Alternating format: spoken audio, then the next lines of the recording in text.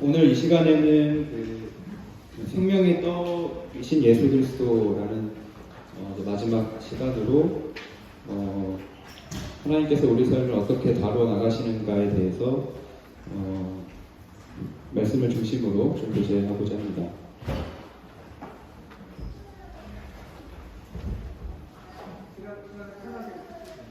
예, 좀 짧게 하는 거 좋아합니다. 빌립보서 3장 8절 말씀에 보면은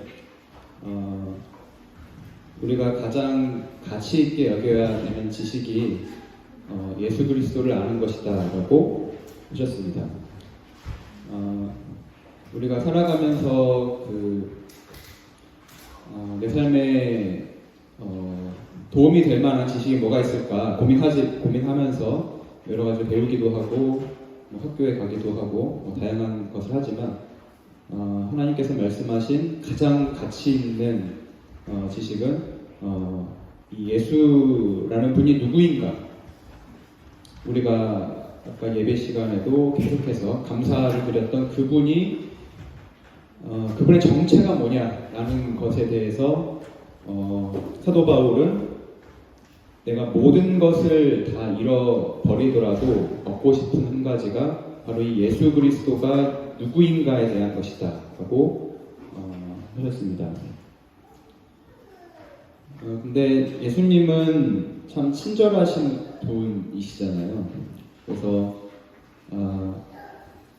성경의 가장 큰 핵심 주제는 이 예수 그리스도라는 분이 누구인가에 대한 것이 성경의 주제인데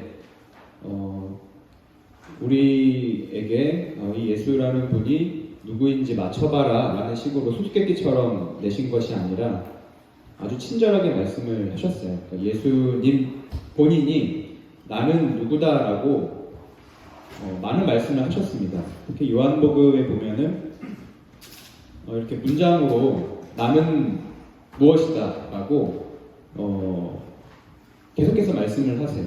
그래서 요한복음 6장부터 15장까지를 이렇게 보면은 총 7번에 걸쳐서 나는 무엇이다 라고 예수님이 직접 자기를 소개하셨습니다.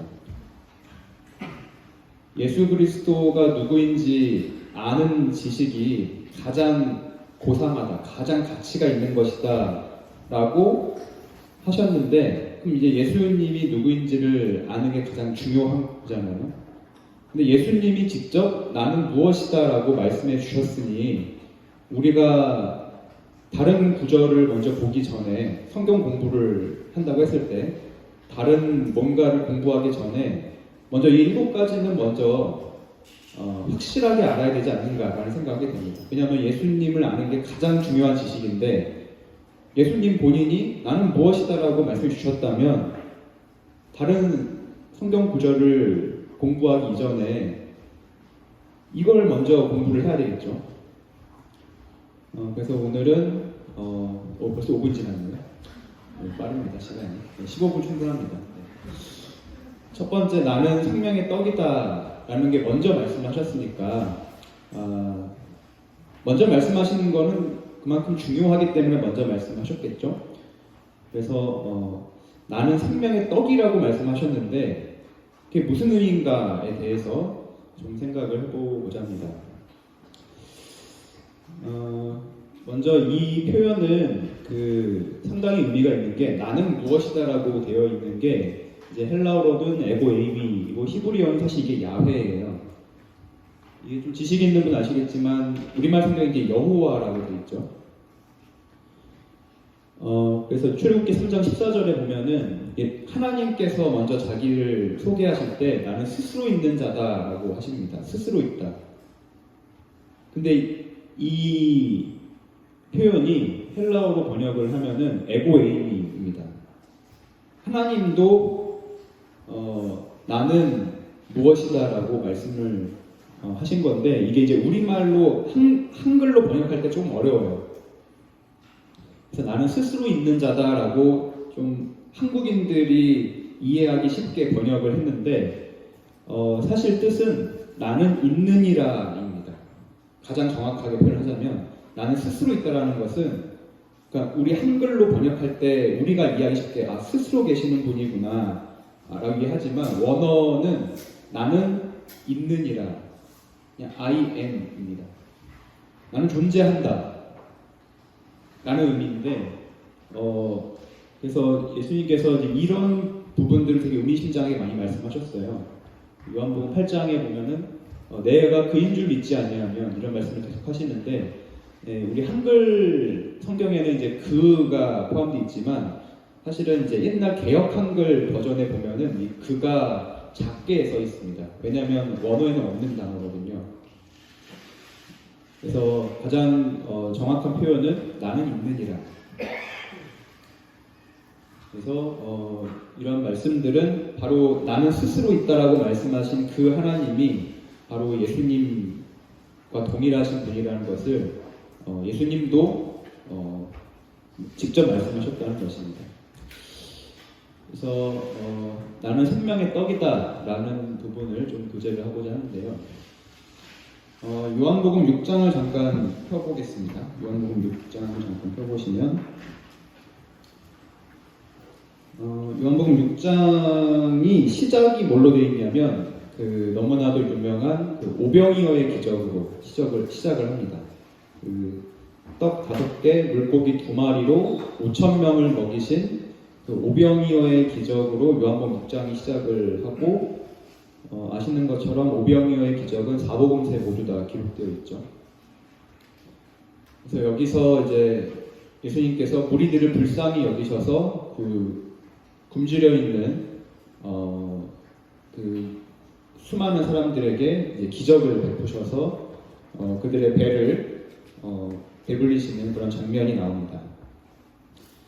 그리고 나서 이제 요한복음에만 기록되어 있는 게 그 오병이어의 기적을 행하신 다음 날 예수님이 그 많은 무리들, 자기를 쫓아온 많은 무리들과 제자들과 대화하신 것이 요한복음에만 기록되어 있습니다. 다른 복음서에는 그냥 오병이어의 기적을 행하신 것까지만 나오고, 요한복음 6장에는 그 이후에 그 다음 날 사건이 이제 기록되어 있는데, 그때 예수님께서 나는 생명의 떡이라고 말씀하시면서 그 의미를 쭉 풀어주신 것이 이제 요한복음 6장 후반부에 나옵니다.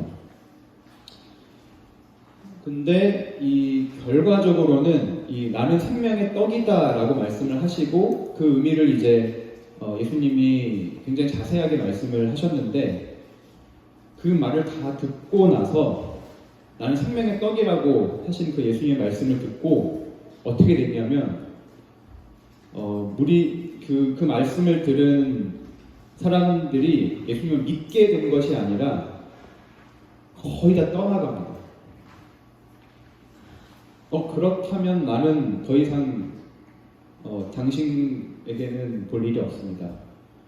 하면서 떠나갔어요. 나는 생명의 떡이라고 말씀하셨는데, 여기 66절에 보면은 그때부터, 그 말씀을 하신 때부터 그의 제자 중에서 많은 사람이 떠나갔습니다.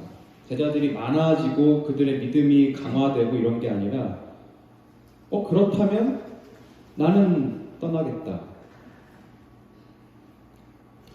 그래서 저는 지금 무리수를 두고 있는 것입니다. 오늘 저는 이제 생명의 떡이라는 말씀을 여러분이 드릴 건데, 이 말씀을 듣고 떠나시면 안 되는 거죠. 근데 안타깝게도 이 당시에 너무나도 많은 사람들이 이 말씀을 듣고 떠났습니다.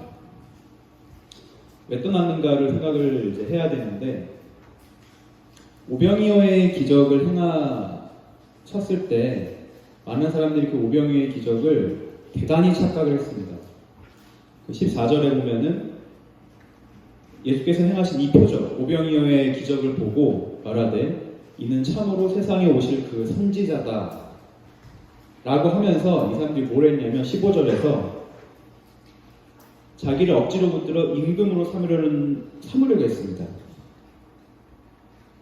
그러니까 이게 예수님을 내 삶의 어떤 주인으로, 통치자로 삼는 그런 의미가 아니라 배가 부르잖아요. 그러니까는 계속 배가 부르고 싶은 겁니다. 그래서 계속해서 내 삶 가운데 이런 떡과 물고기가 그치지 않게 해달라고 우리의 왕이 되어 주십시오라고 해서 예수님을 그런 식으로 당신이 바로 우리가 그 원했던 메시아입니다 라고 했는데 예수님이 맞았어 라고 하신 것이 아니라 도망가셨습니다. 혼자 산으로 떠나가셨습니다. 틀렸어 라고 하면서 떠나가신 것이죠. 메시아라고 했잖아요. 메시아. 세상에 오신 그 선지자다. 그러니까 이 사람들이 기대했던 거는 대단히 기복신앙적인 것이었습니다. 쉽게 말하면. 그러니까 우리가 생각하는 주님이, 내가 생각하는 주님이 내 삶을 통치하시겠다라는 그 하나님이 어떠한 하나님이 되기를 바라는가를 솔직히 이 시간에 생각해 보시면 좋겠어요. 10분 안에. 네. 시리가 잘 보여서 좋습니다. 10분만 딱 집중해서 들어주시면 감사하겠습니다. 10분을 집중할 수 있잖아요. 우리. 10분만. 지금까지 지난 시간 어제 계속해서 말씀드렸고 제가 간증까지 했던 내용의 중심은 우리가 받은 거듭남의 진정한 의미는 하나님께서 내 삶을 통치하시는 것이다라고 말씀을 계속 드렸는데 하나님이 통치하시는 삶이라는 것이 어떠한 삶인가를 착각을 하면 안 된다는 겁니다. 대단히 많은 사람들이 그것을 착각했어요. 이 당시의 사람들이. 분명히 메시아라고 믿었습니다. 이분이 바로 그분이다라고 하면서 기대를 했는데 그 기대가 이런 것들이었습니다. 이런 것들. 이분이 바로 그 메시아이고 이분이 바로 전능자이시고 전능자잖아요. 오병이어. 계속 떡이랑 물고기가 끊임없이 공급되는 전능하시잖아요. 전능자구나. 이분이 내 삶을 통치해 주시면 참 좋겠다. 왜? 잘 먹고 잘 살고 싶으니까. 내 삶이 윤택해졌으면 좋겠으니까. 이거를 바랬던 겁니다.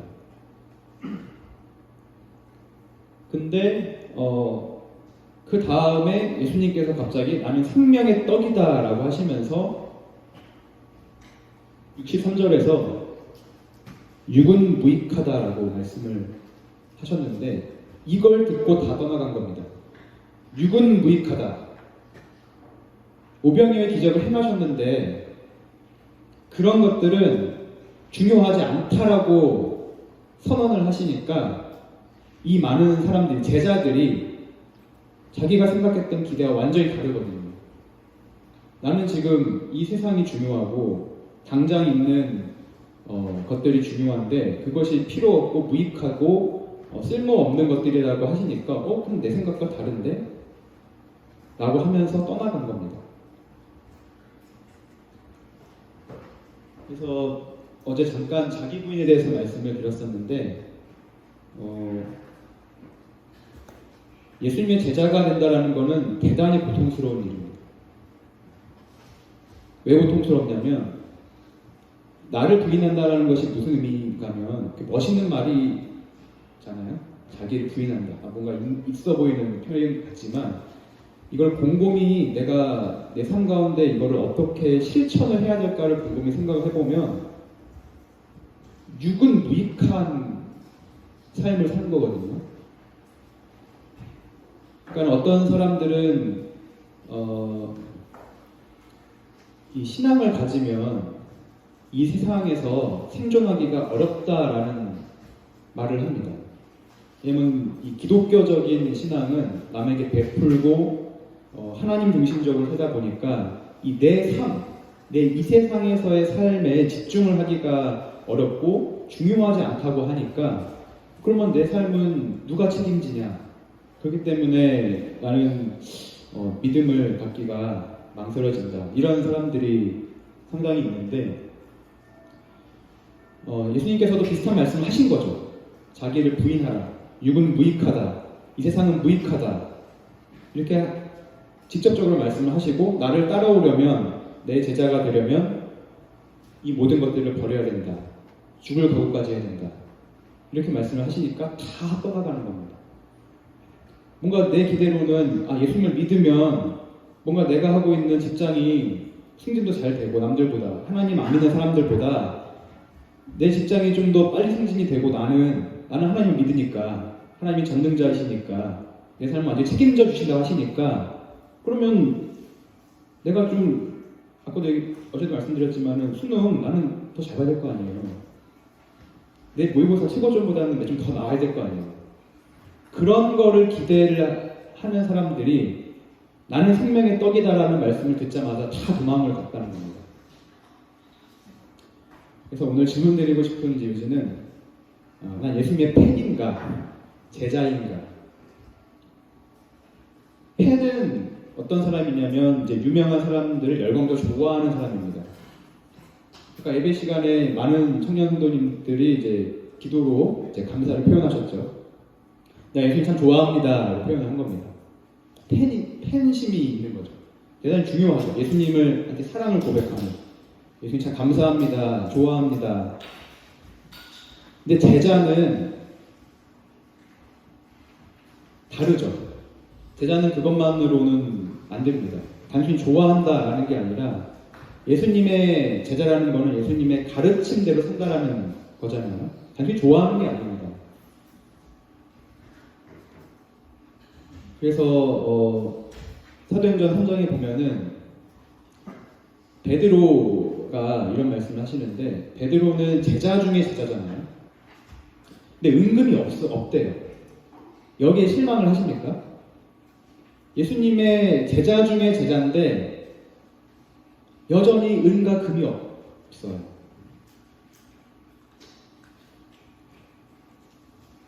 베드로에게 있는 것은 나사렛 예수였습니다. 나사렛은 대단히 가난한 동네거든요. 베드로에게 있었던 것은 아주 유명한 그런 것이 아니었고 은과 금도 아니었고 사람들이 다 멸시하고 조롱했던 나사렛 예수 그리스도의 이름을 그는 가지고 있었는데 내가 이 길을 갈 수 있겠냐는 겁니다. 오늘 마지막으로 좀 말씀드리고 싶은 거는 통치하시는 하나님 참 멋있고 든든하다. 근데 그 실상은 내가 기대하는 것과 일치를 하고 있느냐는 겁니다. 성경에서 말씀하시는 그 하나님이 통치하시는 삶이 혹시 기복신앙적인 기대를 내가 하고 있으면서 좋아하는 것이 아닌가. 성경에서는 육은 무익하다고 끊임없이 말씀하시고 은과 금은 기대하지 말라고 말씀하십니다. 그런 것은 너희가 알 바가 아니다. 안 주시겠다는 게 아니에요. 필요하면 주지만 대부분은 가난하게 살았습니다. 그것이 주시는 의미가 크죠. 대부분의 성도님들이 가난하게, 사도 바울 대단히 가난하게 사셨습니다. 가난에 처하기를 기뻐하셨죠. 하나님을 믿는다고 가난해지는 것은 아닙니다. 하지만 내가 착각해서 안 되는 게 하나님을 믿으니 내가 이 땅에서 승승장구하고 수많은 명예를 쉽게 얻을 수 있고 하나님 밀어주시니까 이런 기대를 하면 안 된다는 겁니다. 그건 육신의 떡입니다. 하지만 우리 주님은 생명의 떡으로 오셨거든요. 그것을 내가 이해를 해야 됩니다. 무슨 의미인지. 우리가 바라는 것이 무엇이냐라는 겁니다. 내가 바라는 게 뭐냐? 이 세상에 한정되어 있는 성도들이 이것을 들으면 실망하면서 결국엔 떠나고 마음이 온전히 주님 앞에 가지를 못합니다. 내가 바라는 것이 무엇이냐를 정직하게 하나님 앞에 생각해 보실 필요가 있습니다. 우리는 이 생만 바라는 것이 아니라고 말씀을 하셨죠. 우리는 하늘에 있는 것을 찾으라고 말씀하십니다. 육신의 것을, 이 땅에 있는 것을 찾지 말고 하늘에 있는 것을 찾으라고 하시는데 이 하늘에 있는 것들이 더 대단하다라고 끊임없이 말씀하시죠. 내가 이 땅에서 어떻게 살았는가를 하나님께서 다 평가를 하셔서 그거에 맞는 영광을 준비하고 계시고 그 영광은 정말로 상상할 수 없는 것이라고 말씀을 하셨는데 내가 그것을 소망하는가, 진정으로 소망하는가. 저는 그것도 좋은데 우선은 이 땅에서 좀 제가 잘 됐으면 좋겠습니다. 하면은 예수님의 이런 말씀들에 실망을 하게 된다는 거죠. 예수님은 그것을 약속하지 않으셨습니다. 먹을 것, 입을 것 있으면 족한 줄 알아라. 대신 하나님이 입히시고 기르시기 때문에 구하지 말아라. 만족하게 주시겠지만 그것이 내 욕심을 채우진 못할 겁니다.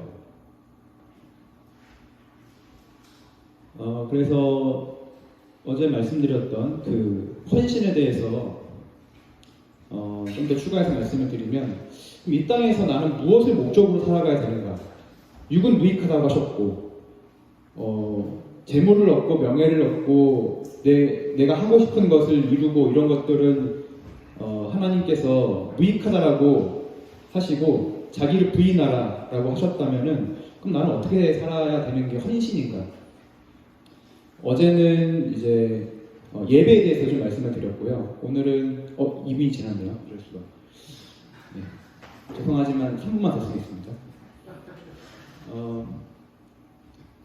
복음에 대해서 좀 말씀을 드리고자 합니다. 그러니까 우리 그리스도인의 삶에서 하나님을 기쁘시게 해드리는 것, 그것만이 가치가 있습니다. 하나님을 기쁘시게 해드리는 것만이 영원한 가치가 있습니다. 그 나머지 것들은 영원하지 않아요. 영원하지 않기 때문에 예수님께서 무익하다고 하신 것입니다. 재물이나 명예나 그런 물질적인 것들이 영원히 존재하는 것이라면 예수님께서 당연히 그것을 위해서 살라고 하셨겠죠. 근데 그것이 영원하지 않습니다. 이것에 대한 믿음이 나에게 필요하죠. 사실 우리가 죽으면 다 놓고 가잖아요. 쉽게 말하면. 그런 겁니다. 그럼 영원한 것이 무엇이냐? 거기에 내 모든 시간과 에너지를 투자해야겠죠. 영원한 것에. 그게 지혜롭지 않습니까? 영원한 것이 무엇이냐면 하나님께서 내게 주실 상, 그것만이 영원한 것인데, 하나님을 기쁘시게 해드리는 것만이 영원한 가치가 있는 것인데, 하나님을 기쁘시게 해드릴 수 있는 것이 내 삶 가운데 뭐가 있을까? 첫 번째는 이제 어제 말씀드린 예배이고,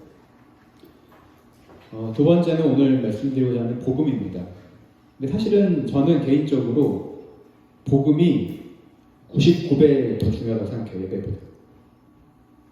이 말씀의 근거로 해서 누가복음 15장 7절 말씀을 근거로 해서 우리는 대부분 이제 교회에서 뭔가 열심히 하는 것에 대해서 많은 신경을 쓰고 에너지를 쓰려고 합니다. 교회에서 예배를 드리고.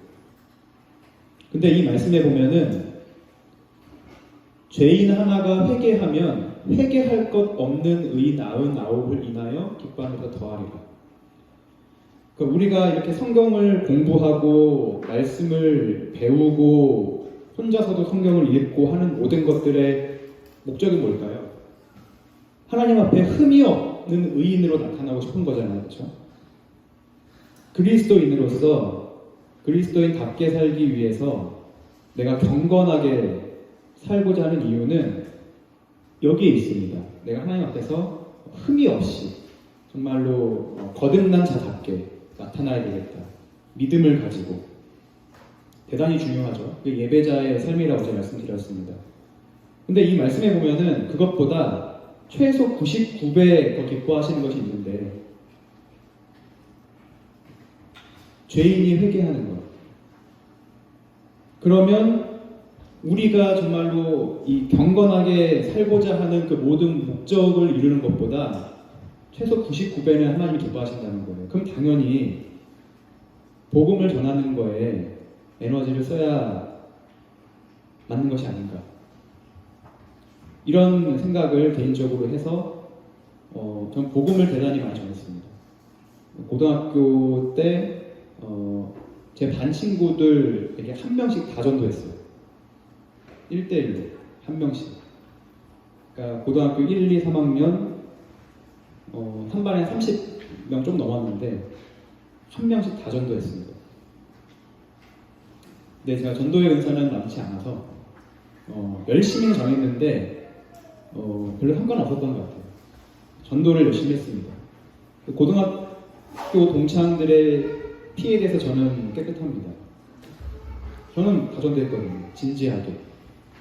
중간고사, 기말고사 끝난 다음 주를 전도 구간으로 저 혼자 삼고 저는 이제 야자라는 게 있어가지고 어쩔 수 없이 저녁을 먹고 애들이 다 9시까지 있어야 되거든요. 근데 대부분 이제 중간고사, 기말고사 끝나면 애들이 공부 잘 안 하잖아요. 그때가 이제 저한테는 전도 구간입니다. 그래서 한 명씩 이제 그 옆 짝꿍에게 저녁 먹기 전에 얘기를 해놔요. 오늘 날 자리 바꾸자고.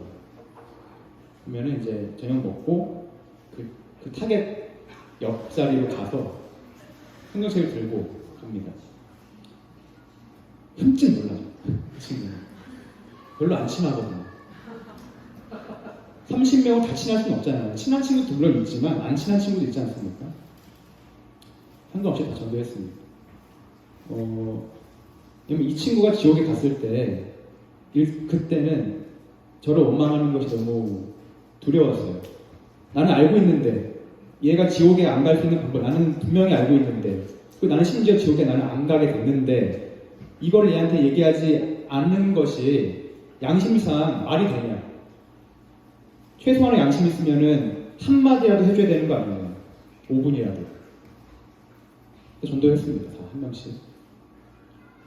그다음에 이제 대학교 가고 대학원 가고 연구실 가서는 어떤 마음으로 전도했냐면 이 말씀을 가지고 내가 암만 성경을 수백 번 읽고 모든 성경을 다 외워서 이 성경에 통달을 해서 정말로 흠이 없는 그리스도인이 되더라도 전도를 하는 게 99배 더 기뻐하신다면 나는 전도에 올인을 해야 되겠다 라는 계산이 나왔습니다. 계산상. 그래서 제가 알고 있는 제 주변의 모든 친구들에게 다 한 명씩 전도를 최소한 한 번씩 했습니다. 물론 주기적으로 계속 전도하고 있는 친구도 당연히 있죠. 계속해서 몇 년을 놓고 기도하면서 전도하는 친구도 있지만은 최소한 저를 아는 지인들에게는 최소 한마디를 했습니다. 분명한 십자가 복음은 아주 단순하기 때문에 한마디라도. 그래서 그걸 말씀드리고 싶었고요. 계속 시간이 2분만 더 쓸게요. 요약을 하겠습니다. 어제와 오늘 장시간 교제를 했는데 첫 시간에는 기억하실지 모르겠어서 가지고 다시 왔는데 하나님은 통치자이시고 전능자이시기 때문에 그 하나님께서 내 삶을 통치하신다는 것이 바로 우리가 믿은 복음이다. 복음의 핵심은 바로 하나님이 내 삶을 통치하신다는 것이고 전능자이신 그 하나님께 내 삶을 맡겨드리는 것이 가장 든든하고 행복한 삶이다. 그리고 어제는 이제 그 가운데서 그렇게 하나님 주님 안에서 내가 거하기 위해서는 무엇보다 예배가 필요한데 공적인 예배, 집회도 대단히 중요하지만 왜냐하면 주님을 섬기는 자는 주님께서 계신 곳에 있어야 된다고 주님께서 직접 말씀하셨기 때문에 집회는 빠져서는 안 된다. 최소한 집회를 빠지지 않는 성도는 주님께서 귀히 여기신다고 주님께서 말씀하셨기 때문에 하나님의 통치하심을 받고 하나님이 내 삶을 좀 귀히 여겨주시기를 바라는 사람이라면 말씀을 토대로 봤을 때 집회는 빠지지 말아야 된다. 그런 결론을 말씀을 드렸고 그리고 그 이외의 시간이 훨씬 많잖아요. 교회 밖에. 그 시간에는 내가 주님을 위해서 어떻게 할 수 있는가를 고민하고 내가 주님을 믿고 있는 것 그것이 하나님의 일이라고 하셨기 때문에 내가 주님을 믿고 있는 것을 방해하는 것들을 제거하는 거에 최선을 다하는 것이 헌신이다 라고 말씀을 드렸고 어제 저녁 시간에는 관련해서 말씀을 받는다는 것이 무엇인가 성경에서 말씀하시는 다양한 우연들이 있는데 그거를 토대로 해서 이제 제 삶 가운데서 있었던 여러 가지 말씀들 그리고 그 말씀을 가지고 제 생각과 전혀 대부분 달랐지만 그때 정말 우연으로 읽은 말씀이지만 그 말씀조차도 하나님의 인도하심 가운데 있는 삶이라는 믿음 하에서 그 말씀을 근거로 나아갔을 때 하나님께서 주셨던 여러 가지 기적들에 대해서 말씀을 드렸습니다.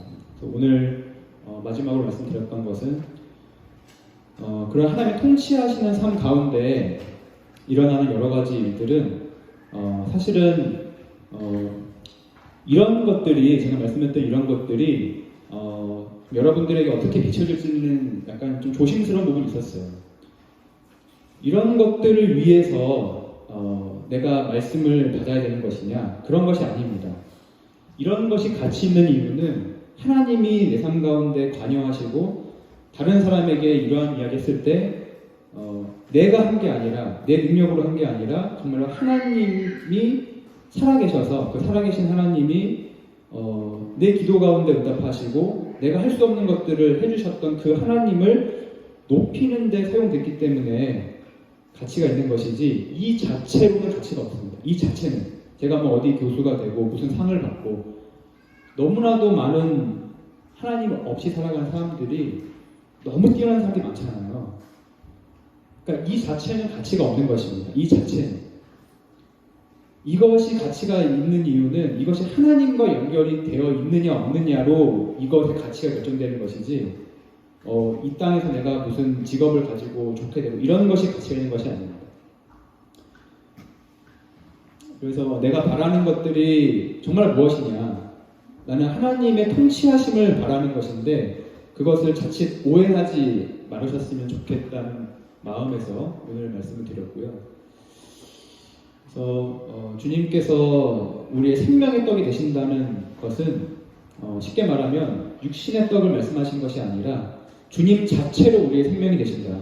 주님을 바라볼 때 주님께서 내 삶을 책임지신다는 것은 내 삶 가운데서 여러 가지 물질적인 윤택함을 말씀하신 것이 아니라 그분만으로 내가 행복함을 누리는 삶을 말씀하시는 거거든요.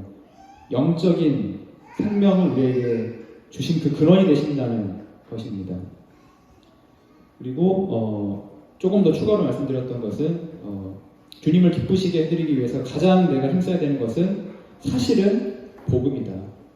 최소한 내 주위에 있는 친구들에게는 복음을 전하지 않으면 나는 그리스도인으로서 그렇게 가치 있는 삶을 사실은 살고 있지 않는 것입니다.